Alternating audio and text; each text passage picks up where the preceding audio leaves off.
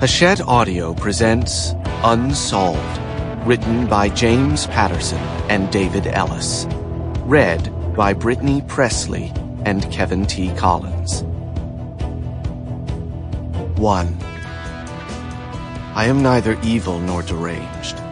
I am not uneducated. I am not poor. And I am not the product of an abusive upbringing.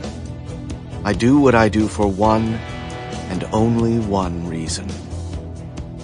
The man in the beige jacket pulls his SUV into the strip mall parking lot and kills the engine. He steps out of the car, straightens his jacket, and lightly brushes his hand against the bulge at his side, the concealed handgun. The setting summer sun casts a dim glow over the strip mall, nearly empty. The laundromat at the end is dark. The catering service is shuttered, a metal grate across the window. The convenience store, displaying ads for cigarettes, beer, 2 for $1 hot dogs, Powerball tickets, is the only thing open. There is one other vehicle in the lot, a Dodge Caravan the color of rust, that's parked nose in about 8 spaces away. A man in a wheelchair is in the middle of the lot. He bends over at the waist, reaches down to the pavement, and struggles to pick up several items that have spilled out of a plastic grocery bag. He also works the joystick on the arm of his wheelchair, but in vain.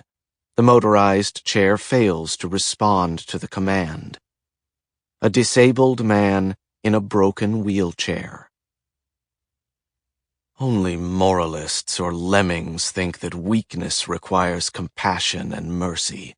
Any student of history, of science, knows the opposite is true.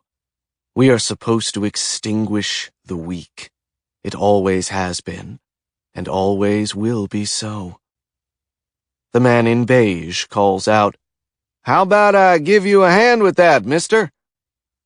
The wheelchair guy straightens up with some difficulty. His face is red and shiny with sweat from the effort of trying to retrieve the toiletries rolling around on the pavement.